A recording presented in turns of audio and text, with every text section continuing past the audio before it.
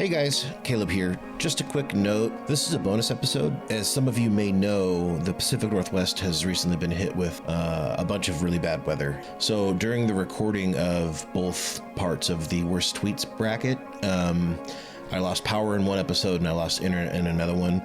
So what you're hearing was originally supposed to be part of the second part of that, and my power went out in the middle of the recording. So June and Janie decided to just kind of have a free form conversation about music, and we thought we would release it as a little bit of bonus content. So really sorry about the delay. Anyway, we'll see you soon with the next ones.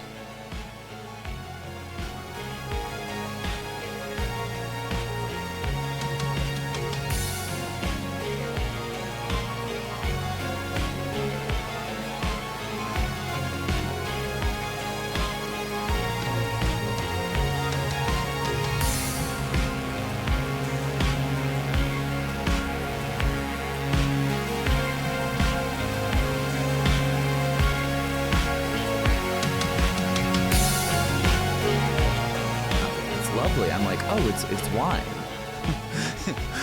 there's red kind and white kinds. Some of it even has bubbles. Also, I'm so sorry, but I'm sure you've noticed. But Caleb, the adult left. Yeah, his power went out again. Oh no, what's going on? Does he live in a war zone? It was basically, he lives in like Seattle, and I don't know if you've been paying What's attention. What's his address? I don't know He's it gone. yet, but You it can will say be. it. He's gone. You can say that. No, we are. Now. I think in the Patreon episode, I don't know if this audio is going to be used at all. I think it'd be really funny to have this audio at the start of doing this again, maybe. Yeah. But we are giving out his address on the Patreon episode. That we can punch it in. Yeah. No, don't worry. I already said mine. So, yeah. For the record, we'll all give out our addresses. But what's the address tier list? Who has the best sounding address? Mine's not bad. Mine's pretty cool. It's not really. It's nothing interesting. But I feel like a boulevard is kind of neat. A boulevard is nice. Yeah. When I was growing up, my address was 123, and I don't want to say the whole thing because I feel like that's probably shouldn't. But like. I feel like I probably shouldn't for some reason, but it was a 123, and I always thought that was very nice. No, that's sick. That's a great. I mean, that's so easy. That's so nice. That rolls right off the tongue. Yeah, it did. It's like everyone's password. Yeah, it's literally. Yeah. Do you remember when Kanye met Trump and like people like found his password because he was like on his phone? It was like 11111. Yeah, I forgot about that. Holy shit. That's like a Kanyeism. I can't forget about. Do you got any Kanye tweets in this list? He kind of popped off this year. So his power is still out. So we might just have to do this another night if that's okay. He'll be fully moved because part of the problem right now is he's also between moving. So he's at his old place, which is more where everything's being affected, and his new place wouldn't have all these problems right now. But he's not. He doesn't have all of his shit in his new place yet. Yeah, no, it's pretty good. I don't work as much as I did. Like, it's funny. Like, I this is probably like the best like job I've had. But I've worked. I made a lot less money this year because I was out. Like, I made good money on tour. Fuck yeah. Yeah, I mean, honestly, like once we got left in Orlando, and it was just me and Caroline, and I was just doing like solo sets for like the rest of the 6 shows. It was just me and Caroline splitting the money. So even though like I had to spend a lot to like keep keep it going, it ended up working out. Like, I mean, we sold a shit ton of merch. Like it was, I don't know. It kind of made me realize like if I just did like a significant like tour, like I could maybe get away with just working like 6 to 9 months out of the year and then doing this the rest of it. And that would be great. Yeah. I mean, I know when bands come from out of state, especially, good like people if you're touring with other people or stopping in on other like local shows, if you're partnering up with some good people, they'll always heavily encourage like, hey, they're a long way from here, buy some merch. And people tend to, is what I've noticed, especially in like sort of like the DIY punk-ish sort of scene. Or at least I always try to make it a point to do that, because some people, a lot of gas, a lot of fucking gas and shit. It's fucked up. It was, I mean, it was really different because like this was our first tour, and it was like we're opening for John Mouse. Like it wasn't like that's so cool. It wasn't a like DIY like punky like thing. Like I was playing like big, like the venue we played in fucking Austin was fucking huge. Like, and the one in Atlanta, Variety Playhouse in Atlanta, it's like Nico Case was there like the night before. Like what the fuck? Like it was like surreal. Like it was very surreal. Yeah, I think we talked the last time, which was right before your tour, your mini tour. That it was like sort of half the tour with him, if I remember correctly. Like you did some of it. Yeah, I mean, I did 8 cities. Like it was pretty significant. That is huge, John did fucking 75 cities. Like that's fucking crazy. Yeah, but oh on my God. the US leg, we had the biggest portion of the US leg. Like 8 cities was like Lex only did like 4 or 5. She was Chicago. I sadly missed that show. I knew a couple of people that went there. And knew who she was, and from what I heard, because I think it was one of those situations, I'm sure you've been to a show like this before, where it's like 40-year-old like cis guys, and then it's like younger trans people, and like the mix is like a very interesting mix, especially when it's like, okay, there's clearly 2 different reasons why these 2 groups are here, and the cis guys I don't think knew Lex Walton, and were like many of them were confused, which is like they don't know peak, they don't understand. I it's had very, a lot of very that sad. too. Seriously? I will say the audiences were, I mean, I was very anxious about it, because like I lost my band. Like I wanted to present myself like as a band, and I didn't really have like the backing tracks like quite where I wanted them to do like a solo set.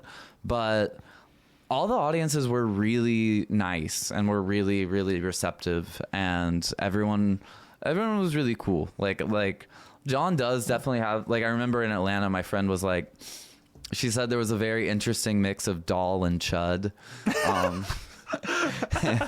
But together we can change the world with that. We can heal the divide. Yeah. It was literally the this is what the establishment fears most. like there was people like coming up to me that were like I don't know, that had clearly never seen something like that before. Yeah. Like, and they were very receptive, and they were very, very nice. So yeah, it's one of those things where I always find it interesting when I can tell it is one of like a chud's first show where it's like a lot of trannies are at, and it's like a trans band, and it's like they're here for this, because in my experience, at least in the local scene in Chicago, the trans people at shows go way harder than cis people, cis men, cis women.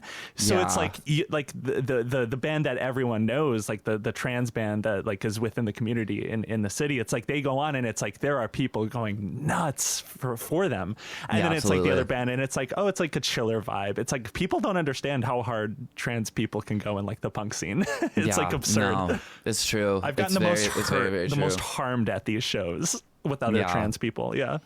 No, it's very true. I mean, I've had people like bust my lip and shit, like especially like at some of like the smaller venues we've played, like it's like they start attacking me. I'm like, oh, hang on, like I'm scared. Like you still have to perform. Yeah, it is great though. It is great. I will say I was surprised by this, but like Phoenix, Arizona had the craziest crowd we played for. Really? The people in Phoenix were like fucking like throwing down. It's like for John, like they were like fucking like doing like pit maneuvers to like cop killer and shit. It was crazy. Hell yeah, that's so cool. It was really Holy cool. Shit. I was there was an older, I'm blanking on the name. I think it might have been Off. Do you know a punk band Off? Yeah. It was definitely Off. Like a super group. They had someone from like Black Flag or something like that. They had a few members of other bands. Yeah, so they did their last tour, their last like concert round last year. It was about a year ago now, a little over a year ago maybe. And I was like, it's off. It's like one of like, you know, it's a very well-known sort of punk band. Yeah. It's an older punk band at this point now, but I was like, this is their last time, at least theoretically, playing in Chicago. I have to hit it. I will regret it if I don't go. So I went, and I was expecting like a huge blowout show, like a huge, like, okay, I might get hurt tonight.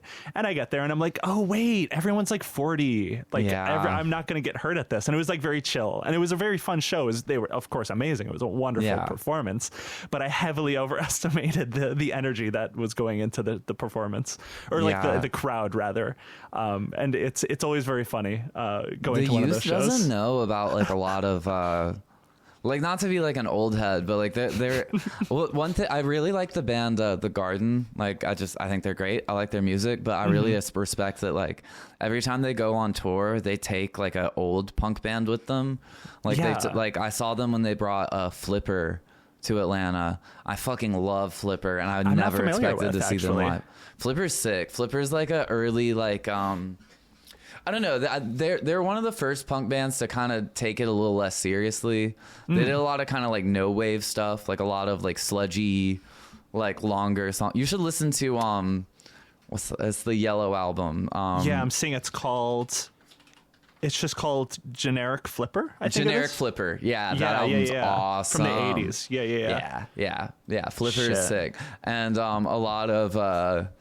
Like noisy shit, like but they were old as fuck, and the kids like the audience like didn't know who they were, and I was just like, damn, like you would not have The Garden without Flipper. Like that's so crazy. I do love when new artists genuinely respect like their influence and still prop them up in that way, and they're not just like, you know, they're just they really respect them and love the craft, really love the music. I love when you can tell that that's actually the case. I also love with which it sounds like John Mouse did with your guys's with that tour, bringing you and Lex Walton on, is like when like very established musicians just bring on like a much smaller musicians that don't really have that same like stranglehold in music, and I really respect when bands do that. Adam Anaguchi did that on their tour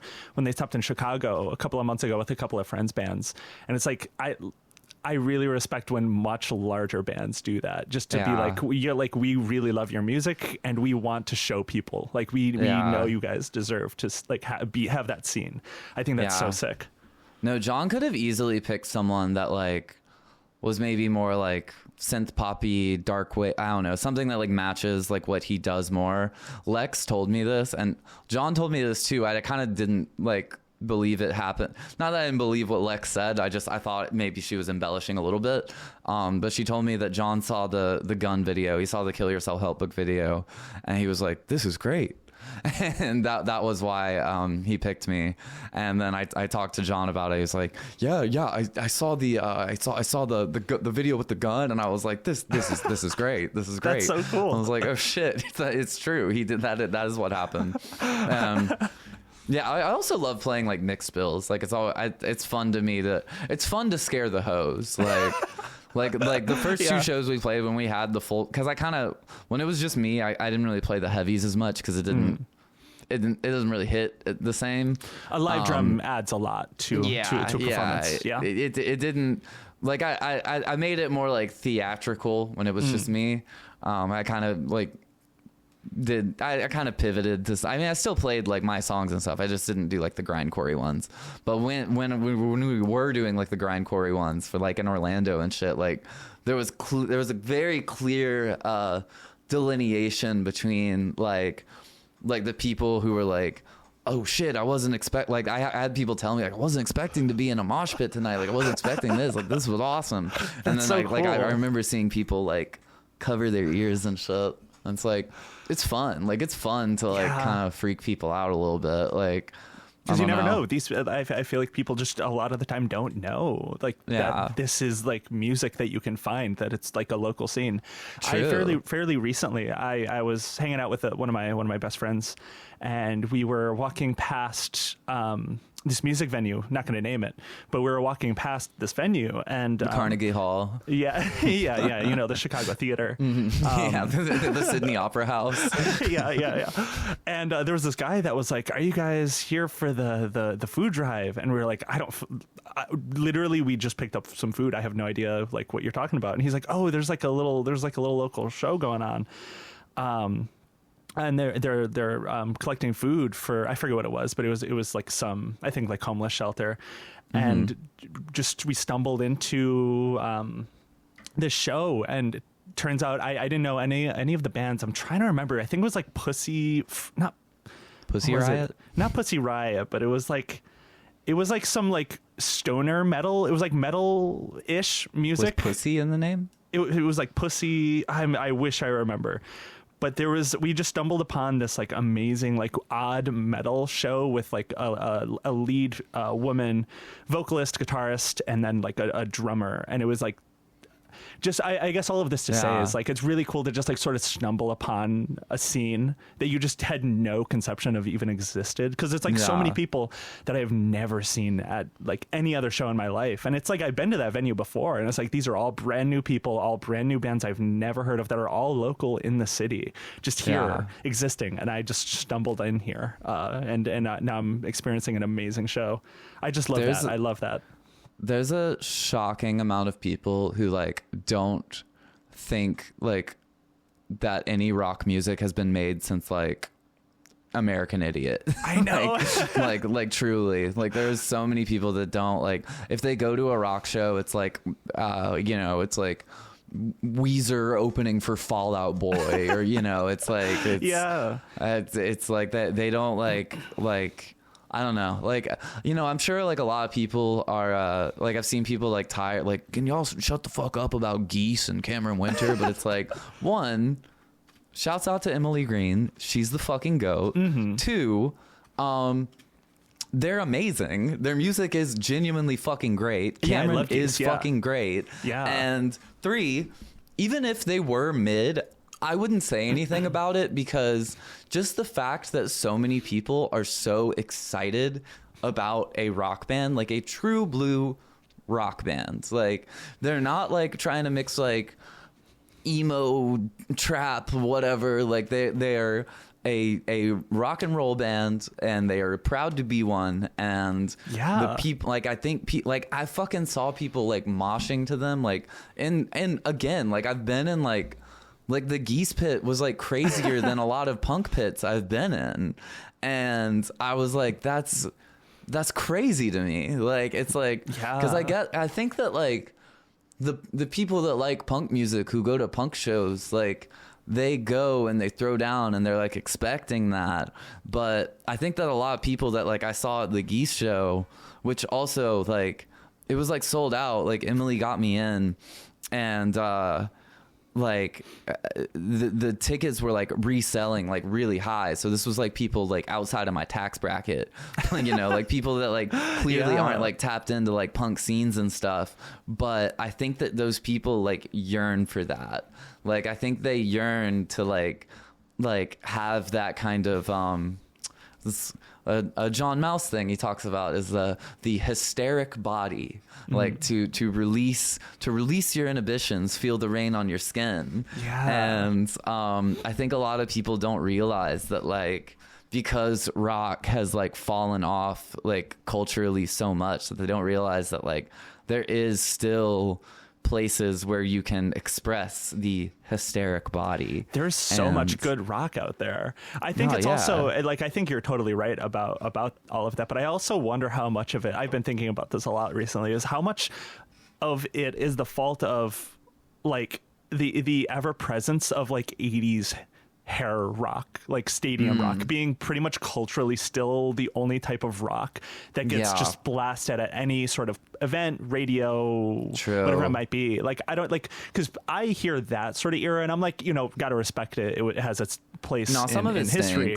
Like, but I agree. I don't like a lot of it. I think it's like really boring. It stinks. And so when people are like, this is rock stinks. So they don't really think to look deeper than that, maybe. Because that was me for a while. When I grew up, like, and this is something I've been thinking about regards to like music journalism and stuff. It's like how and there's like a book someone wrote recently called Such Great Heights about like the indie boom and like the Pitchfork era and like what led to indie like being mainstream and stuff.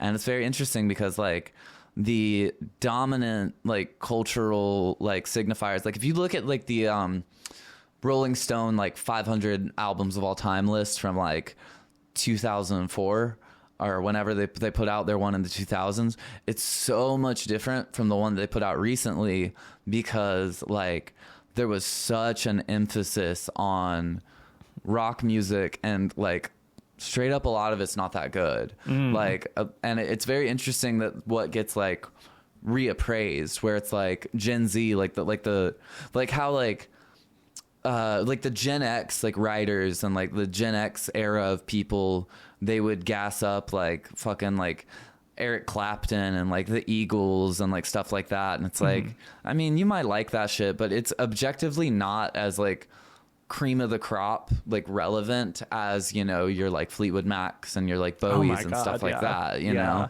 And it's very interesting how like with like how like poptimism came in and like the rise of like hip hop and stuff, and that kind of phased out stuff like that. And I think a lot of people like, because so much of that music was so gassed up, like that Rolling Stone list has like 11 Bruce Springsteen albums on it. I fucking love Bruce Springsteen. Me too. Are 11 of his albums the 500 best albums of all time? I'll give him like 2, maybe 3. He's got for and sure. I love 3, Bruce Springsteen, you know? Like I love Bob Dylan. I love the Beatles, but I'm not going to put their whole discography there. Yeah. And I think that made kind of a distrust for people where people were like, well, you say rock is so great, but you're showing me all this stuff that's not that good.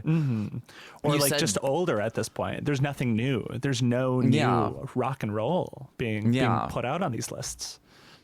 Right. Yeah. There really isn't a lot. Like, and yeah, I think that's another thing too, where like that's why I was really glad to see that Geese really did get its praise. Because it was like, it sort of felt like a shift, a change. I don't really know in what way, but it felt like, oh, okay, we can talk about like this band rock as like a serious genre culturally and like musically again. Or not that I'm not even saying this as like, oh, we couldn't do it. The culture is anti-rock, but I don't know. It doesn't. I mean, it feels like nobody was really talking about it very much. There is a shift. Like I mean, I've had my ear to the ground. Like I would argue bands like Car Seat Headrest or King Gizzard and the Lizard Wizard, like stuff like there's definitely stuff that, but even both of them are like fairly underground, a little bit, like at least compared to like super like normie sensibilities. Yeah, I didn't know this until like I was hanging out with Emily, but they opened for Greta Van Fleet.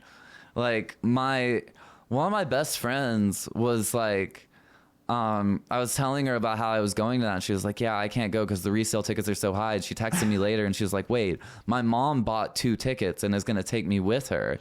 I was like, your mom likes Geese? And she was like, yeah, she saw them open for Greta Van Fleet and my mom loves Greta Van Fleet. And I was like, that's fucking crazy. That's wild. Good for them, honestly. Good for Geese. Yeah. And also, I mean, that's kind of another thing is like, talk about like people like the stuff that's getting hyped up like Greta Van Fleet, like I mean or Sleep Token, like, you know, it's like stuff that's like it's either not indicative of the genre or it is so indicative of a specific style that it's just gross pastiche that's only going to appeal to people who are already. I think that's the thing with Geese is that they have something that's going to like draw people in. Like I don't really fucking like Green Day. I did when I was a kid. They're like poppy. But like I re-listened to one of their albums fairly recently. I just had it in my car and I popped it in. I'm like, wait, this isn't even really rock. It's just sort of like pop. It's like pop punkish. It's more of like a pop punk band, really. It's sort of like an early version of it. It's like I liked them when I was a kid. I don't really like them now. It is what it is. But my point is like if that was your like gateway into like punk music, which I'm sure it was for a lot of people, that's great. Like Like I don't know, like people like made fun of like new metal and stuff, like still like love nu metal metal. especially, like there's so many like metal like purists, you know. Yeah. They were like, oh, Linkin Park is fucking gay and blah blah blah blah blah. But it's like so many people listened to Hybrid Theory and then went on like years later and found out about like Dystopia or Napalm Death, you know. You're not gonna start with fucking Napalm Death. Like you're not gonna start with Pig Destroyer. You're gonna probably start with like Slipknot or Linkin Park, and Exactly. that's fine. And for the record, Slipknot and Linkin Park, the Hybrid Theory is great. It's a Wonderful. great album. I love more than just Hybrid Theory, but you know, gotta hand it to them. The on that one. Meteora and I like Meteora. Yeah, Meteora is pretty good. It's I can't do the space once they one? get to Minutes to Like the Midnight. I'm artsy- like, oh, that one's okay. It's- what do you feel about their fourth record, which I believe is like the one that's like sort of an artsy like space. It has that like weird spacey theme. Did you ever listen to that one? I don't know about that one. No. Oh, it's like I don't very know. weird. It's like when they decided they were like we're elevated now or something, and it's a very odd record. And I liked it when I was like 15 or something. Is that the one that like made him sad that like no one liked it? I think I so. remember reading that like part of like what made him depressed was that like he like people didn't like one of his records. It was A Thousand I'm Suns checked was out. what it was Yeah, called. yeah. I would not 'Cause be I remember- surprised if that was panned by everyone. It's I definitely think, not a great record. Was that like 2013 or something like that? 2010. Yeah, because I think I remember like Anthony Fantano like making a video being like, well, he killed himself, but I'm not going to change my review. I don't know. I guess it was a slow content week Still had to blast his ass. Yeah. I just wanted to. So the two bands that I just stumbled upon into, I missed the first band, but the bands, Heat Death. HEETDEETH, awesome like duo, wonderful. And then the other band I was trying to think, it wasn't Pussy, it was Bussy Queen Power Trip. Oh, fuck. Another like metal, like local metal band. And then the other band that played was Mr. Phil's with like 3 Z's, I think. Didn't see them, but all of them were. The two that I saw, amazing. So I just wanted to throw that out there. Like odd little metal music. I just clicked on their Instagram account on my computer and I forgot that I'm banned and I'm not signed into. Yet another reminder of censorship. Yeah, the only reason I was able to get onto that one was because I was already like signed into it on my phone. I'll have to ask Carmen what the password is because I don't fucking know. Yeah, hopefully you can repurpose that one again. Bussy Queen. Bussy Queen with a K. Having Power Trip in the name is interesting because that was already might confuse people with Power Trip, the thrash metal band. Yeah.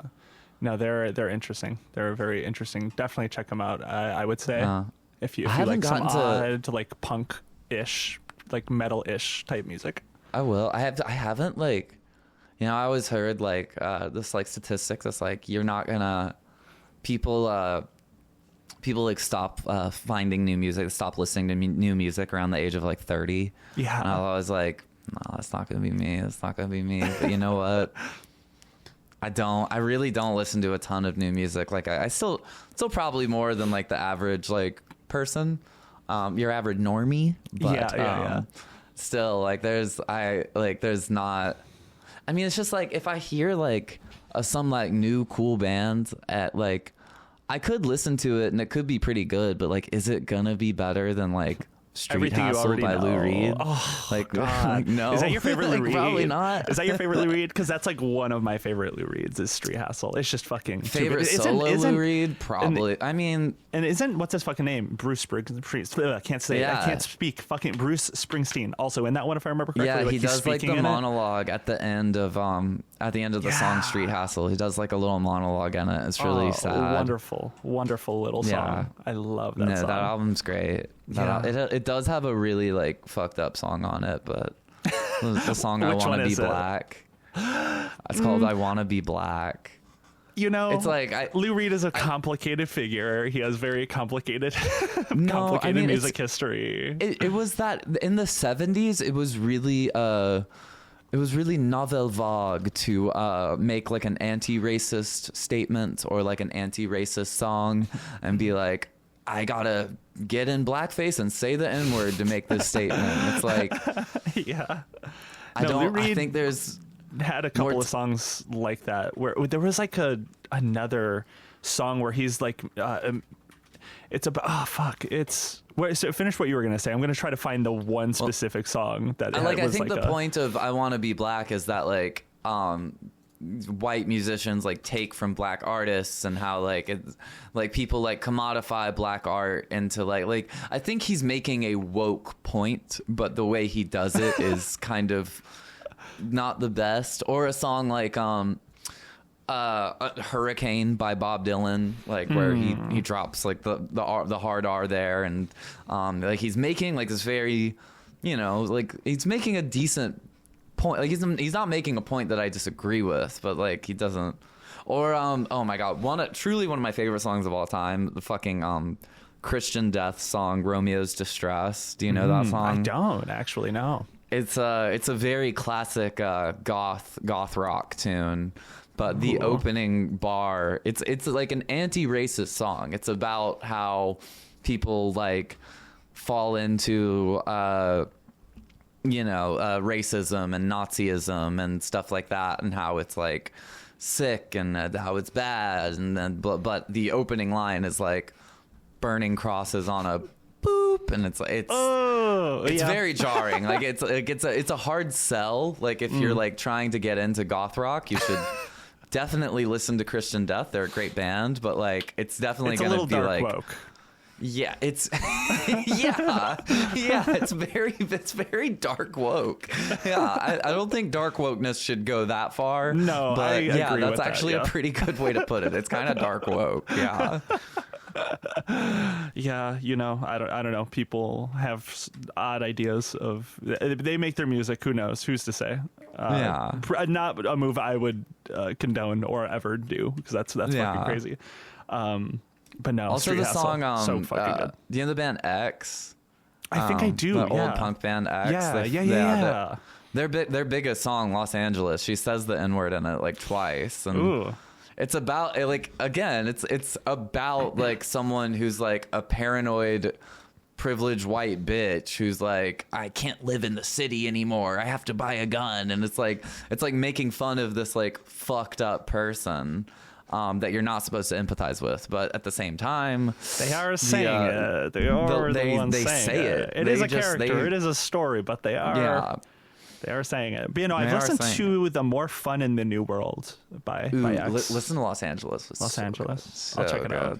Yeah, that one's not on here, so I wouldn't have heard it, I don't think. That was an Los Angeles record. Yeah. Los Angeles is such a good album. I'll check it out. I saw them at a festival a long time ago, and they were old. I can imagine.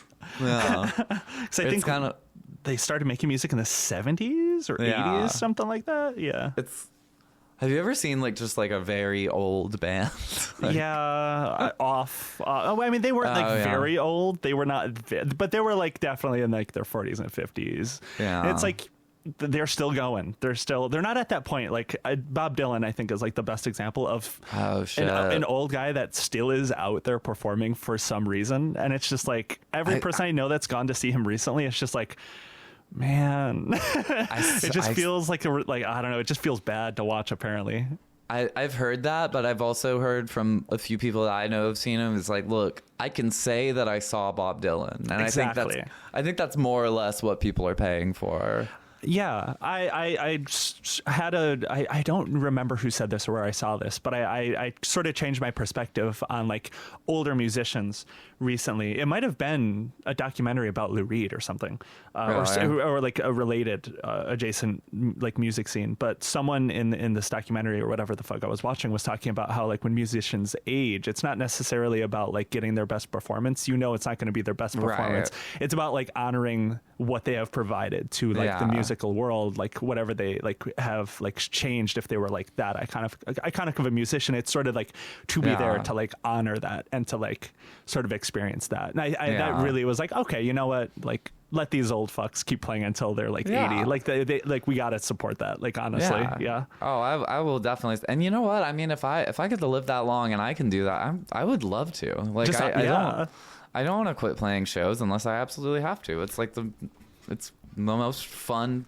thing to do in the entire world. Like, and going to shows is so fucking fun. It's my favorite thing. It's my It's great. The day I'm like the day I hit where it's like the last time I go to a show and can like mosh and flail around, I will be so sad to look back on that and be like, that was like the last one where I was able to do that. 'Cause to me, that is just like some of the most fun I have, is going to a live show, losing myself in the music and the crowd. It just feels like unlike anything. I think like that a human can experience. I also just like love music a shit ton. It's like, so I don't know if everyone has that feeling, but for me, music means so much to me. So it's like, it really feels like that for me, where I'm just like in a different world.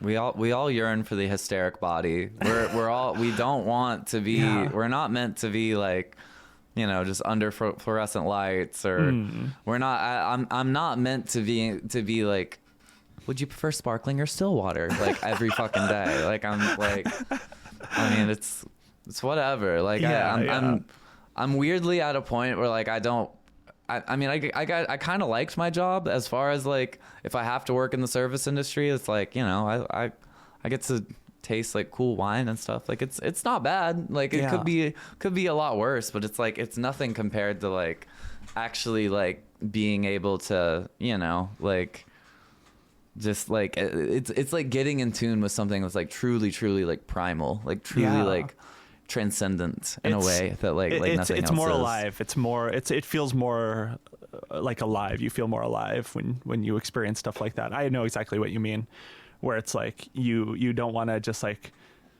I don't know, you don't want to wake up, go to work, go home, watch, grab a brush and put a little makeup.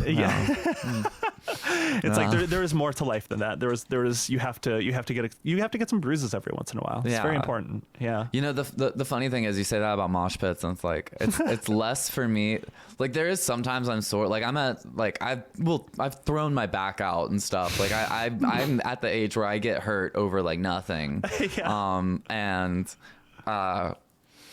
But it's less about that, and it's more about like sometimes I get in the mosh pit and it's just a bunch of people that are like 16, 17 years old. It's like, I don't want to catch a charge. Like I genuinely like feel weird about it. Like I feel weird like being in a mosh pit with people that are like way younger than me. I don't usually engage with those. I'm just like, all right, they can have this one. This is theirs. I feel like the lead singer is gonna like stop the show and do like the smiling friends thing. Like, what the fuck are you doing here? You're so fucking old. Shouldn't you be with your fucking family? You're so fucking old. I'm like, I'm sorry. I'm sorry. I thought I was safe here. Man, they kicked me out. I felt like that at the go on, sorry. The first one for that was when I was at a festival and Black Midi was playing on the last day. Oh no. I was really excited. They were like, it was a really shitty lineup, honestly. Like the only artist I wanted to see, I basically got in for free, and the only artist I wanted to see was Black Midi that whole weekend. And they opened with like a song that I fucking love, and I was like, oh my god, let's go, like this is great. And I like got in the pit and I looked around, and it was just like a bunch of like 15-year-olds like doing Fortnite dances and shit. I was like, what in the fuck, dude? And I just like backed up, and I was like, wow. And I was like 27, you know, like it wasn't. There are moments like that. Yeah, no, I felt that like, and this was an 18+ show, so it wasn't like, it couldn't have been below 18+, but it was like younger people. I went to go see JPEG Mafia and Jane Remover, and like when JPEG Mafia started playing, JPEG or we've Jane. brawled on we've not Jane. Well, Jane Remover, I love her music, but I've had people follow me on Twitter and then randomly leave a comment saying, I followed you because I thought you were Jane Remover, and that makes me sad. Aww. So that's not her fault. But that's like an unintended consequence. Yes, of being named Jane. Yeah. But no, me and JPEG Mafia had a Twitter back and forth once where I think I remember this. Said, he said something like, he's so annoying. I'm sorry. I do love his music.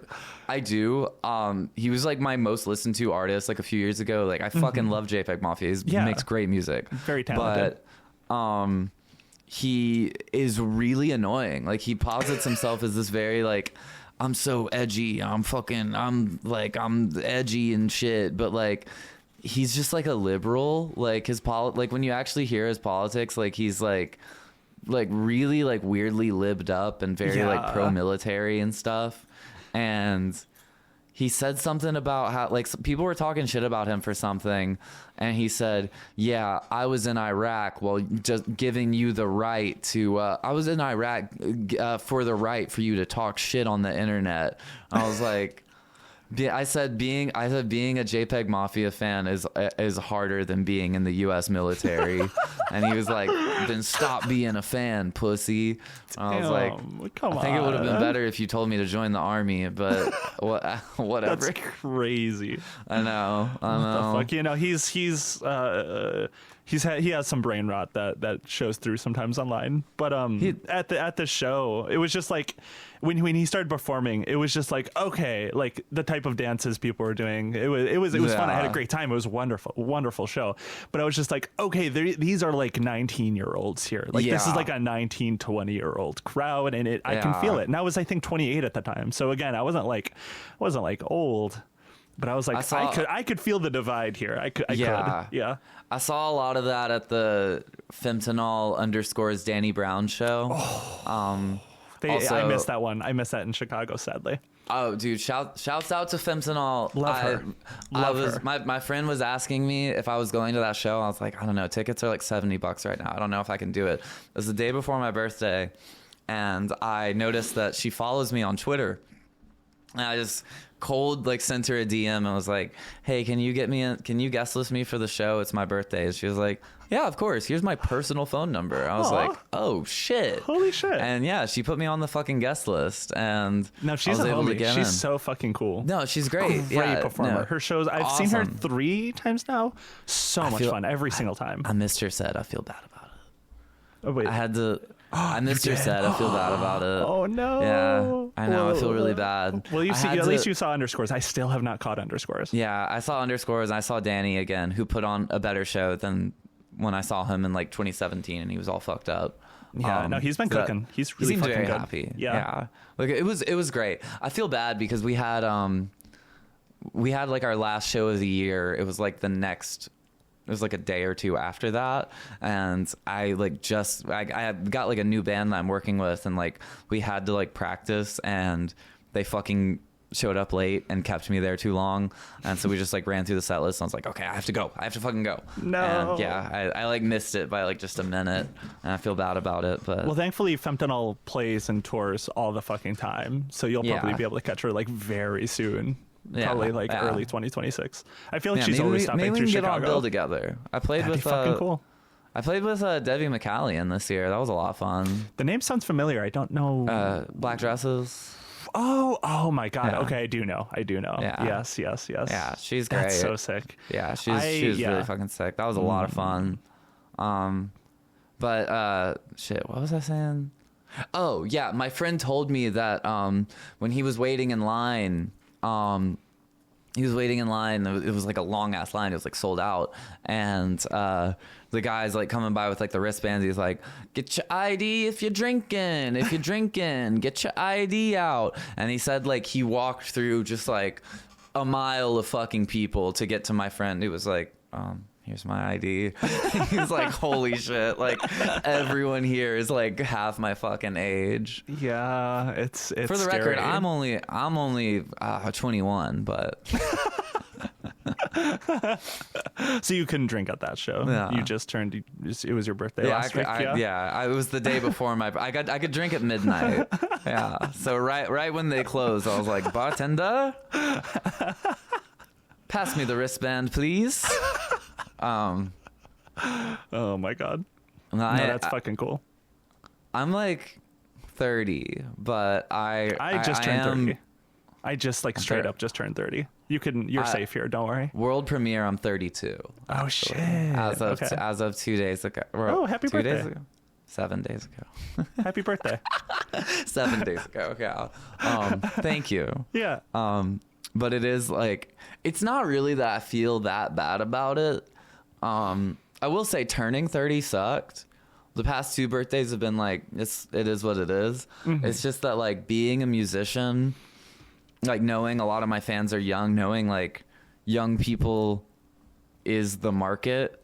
And honestly, and I am blaming this on Gen Z. I'm blaming this on you motherfuckers for making like age, like, I'm not gonna say ageism because like I'm not quite woke like it's that. It's so hard being 30.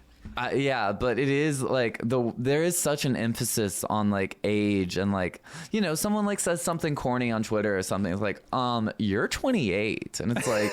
That's not young. old. That's yeah, really what young. the fuck? Like I see people make fun of like people being like, "Oh, you're 30," blah blah, and it's like, I don't want that to happen. Yeah. So I just no, I know what you're saying. It's not ageism. It's a fear of aging, I think, is what like a lot of this is. Like you'll see it manifest in that way, or like how people talk about like. I don't know, just like people that like look older sometimes. It's like there is a very inherent fear of aging, like that I feel like maybe that's always been a thing historically, maybe, but I feel like I don't know, it feels like a much bigger thing, like from what I can tell culturally right now, where it's like everyone has, and I like, I think skincare is really important, good, but like everyone has their like anti-aging fucking like routine. Everyone, like rich people, I don't know if you've seen the shit they're on right now. They do like the red light. I mean, they get their blood cold switched plunge. out and stuff. The type of shit they're on is like there is like this increased fear of the concept of aging, and it's I think just like really deep rooted within the culture right now. Yeah. And it's like, sorry, you're going to be 28 someday too. It's going to come up way faster than you think. It's going to be right around the corner. And it's fine. It's really great. Yeah. 28 was wonderful.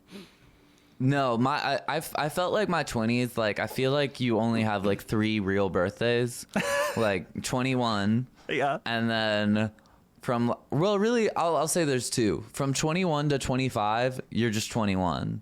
But then from like 21 to 24, you're just 21. And then from 25 to 29, that's all the same. You're just 27. You're just 20. That whole time, you're just 27. It's all the same shit. Yeah. And it's great. Yeah. It's a wonderful time. It was a wonderful time. Yeah.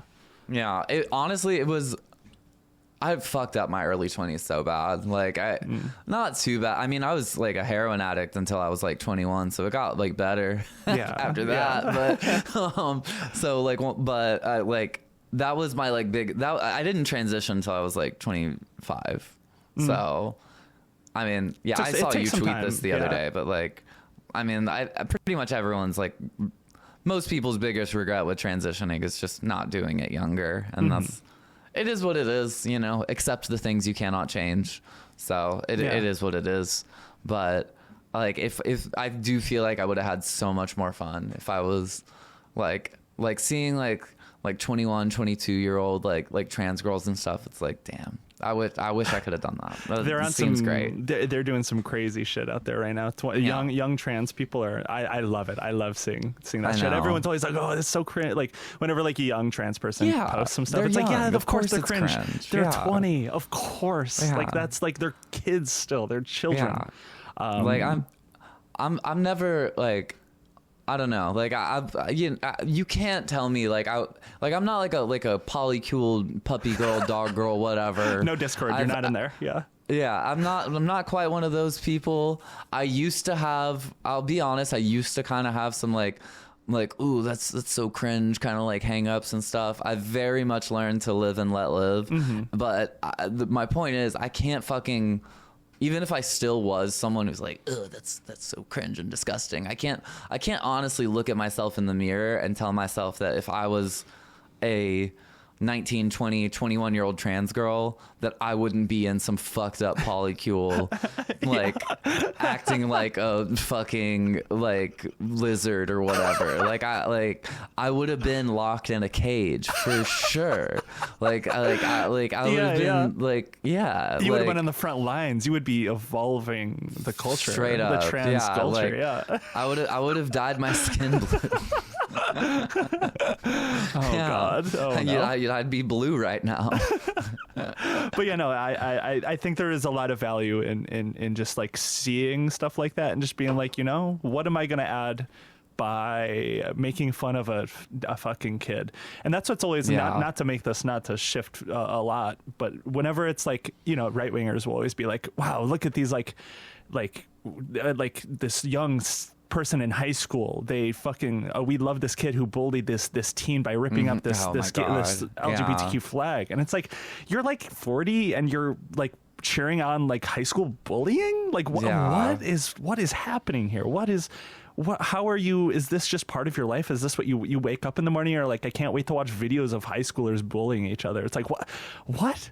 I don't know. Yeah. People like that just disturb me greatly. It's when like you're at a disgusting. certain age, why are you thinking about children that way? Why are you focusing on this? It's just so bizarre to me. Yeah. No, that was a big part of me, like choosing to like step back from like this is what I talked about earlier, like how I don't like engage in discourse. Like I might privately have my opinions on certain things, queer issues. I feel like a lot of this is just inside the house conversations that we don't really need to air out publicly. That's how I don't feel really a lot think of the that time too. Benefits anyone. Like flag discourse or like pronouns. Yeah, anything like that. It's just, why are we talking about neopronouns in front of the whole world? Like that's like straight up. Yeah, it's like there's so many things that I definitely privately have my agreements and disagreements with.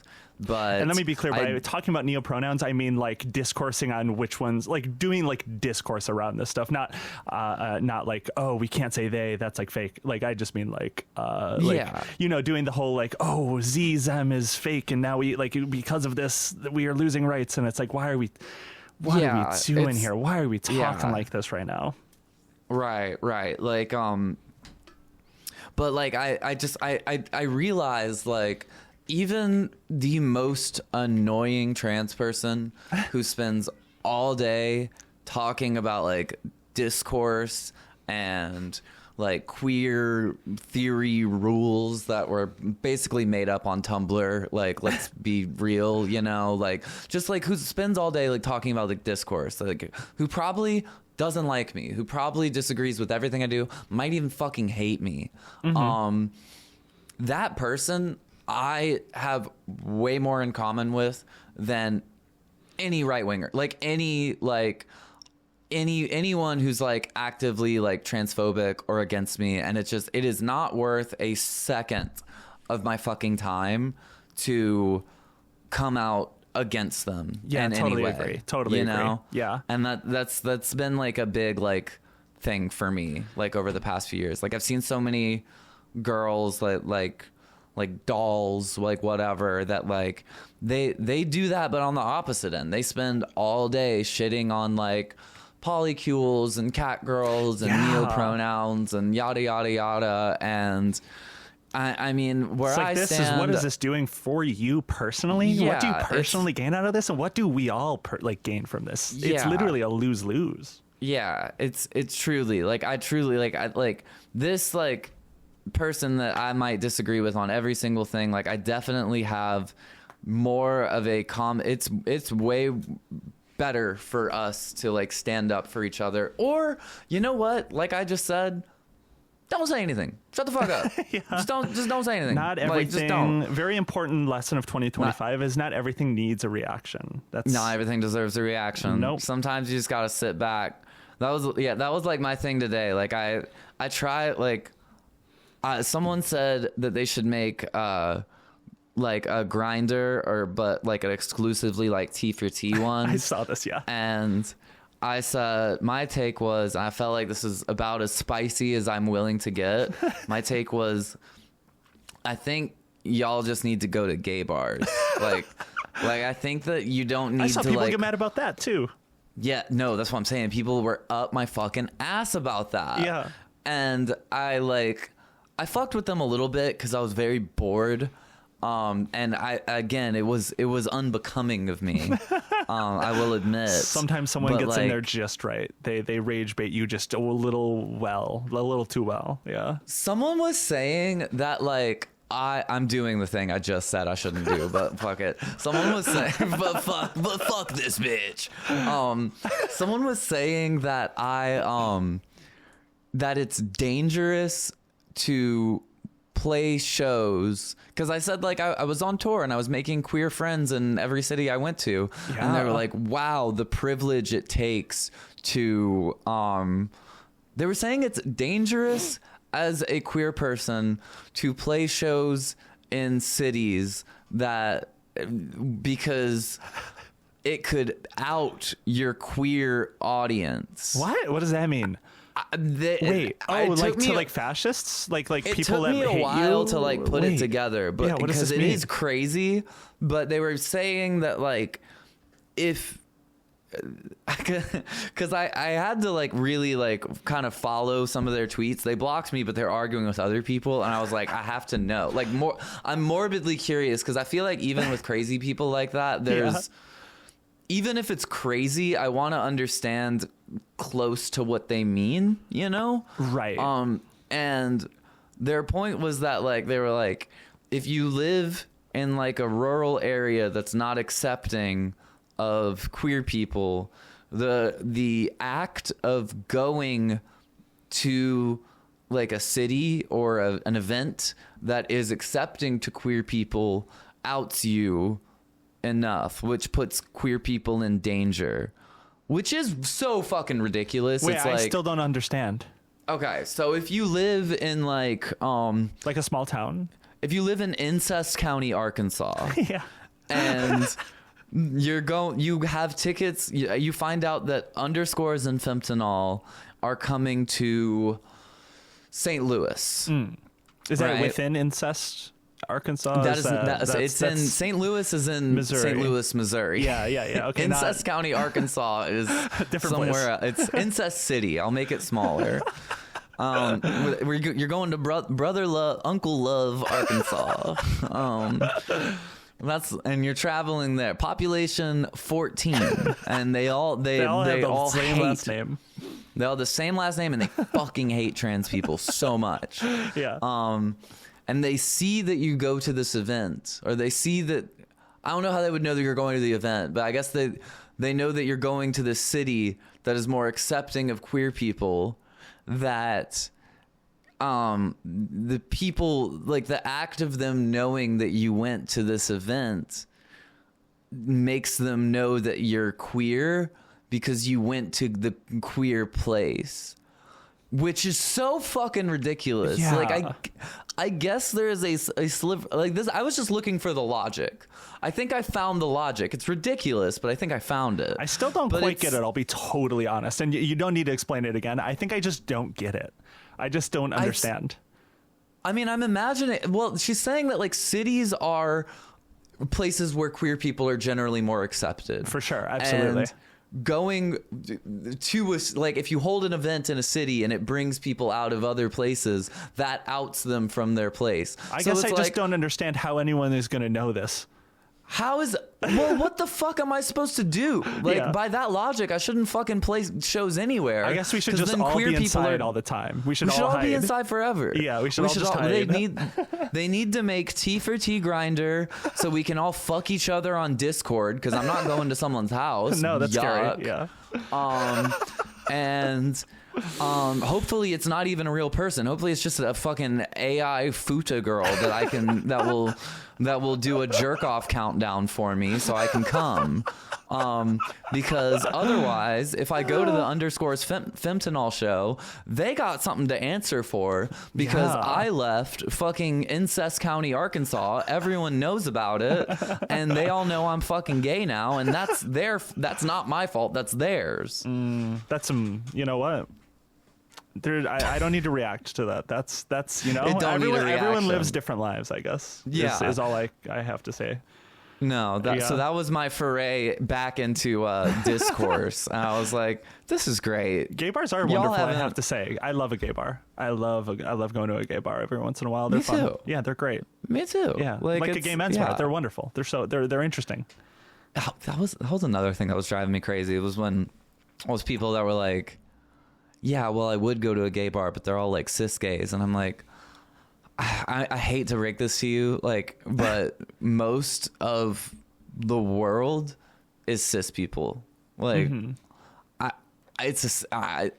don't make the rules. I'm just calling balls and stripes here. But like, unfortunately, most of the world is cis. And even the gay people, even the ones that are cis and gay, they're cis. But the thing is, gay bars are more accepting of trans people generally. Oh yeah, absolutely. And vis-a-vis, you're more likely to find trans people there.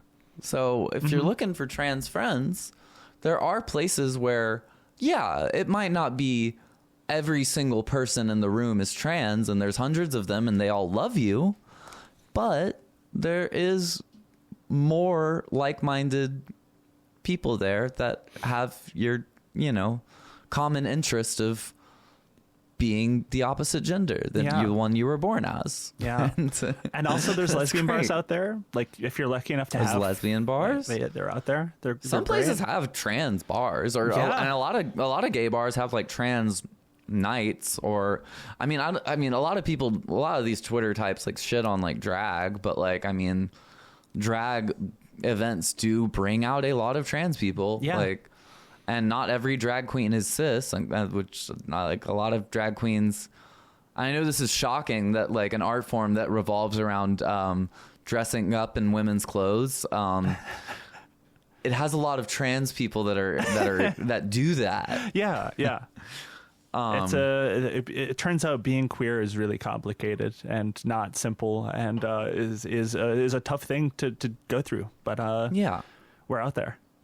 And that's why we're going to shows, regardless of what Incest County thinks. Yeah, yeah. You can't be too like, and literally like what you just said. That's what reminds me that like even these like insane people saying insane shit. Like it's like they're probably scared or traumatized or mentally ill or some combination, or even if they are just actually hateful and just trying to piss me off, which I'll give them the benefit of the doubt that they're not. Could be FBI. Could be. But assuming this is a genuine trans person, no matter like what, like I have sympathy for them and I want the best for them. And I don't want to spend all day like, but like I'll do it now because it's like funny. But like it's, it's like I'll do like, I'll do some light poking fun. But like at the end of the day, I do want the best for trans people. Like I don't want to. So like, that's all to say. Like, just not everything need a reaction. Not everything need a reaction. If we, it's all about solidarity. So yeah, thanks for sticking around. Caleb lost his internet, but I guess we have we chilled. We found each music. other. We found this is a nice little. We found love in a hopeless place. Oh, it's beautiful. Oh yeah, I trans agree. solidarity. No, thanks for sticking around. I guess, and this will just be like a little bonus for everyone. We'll get the bracket episodes up very soon. I feel like Caleb will leave that in. That's what's coming up next. We're doing some bracket tweet episodes. So stick around. This in the meantime, Caleb's internet has just been evil, and he's been being tormented by the environment right now. So thanks for joining, Janie. If you want to plug your stuff, Janie Danger, musician, rock star, philanthropist. If you want to follow most of my links, just go to my website, janiedanger.com. You can find my like Twitter links and stuff like that. Sometimes I Twitch stream. I like to write stuff on Letterboxd, but a very important one is I need you to follow my new Instagram because I got banned.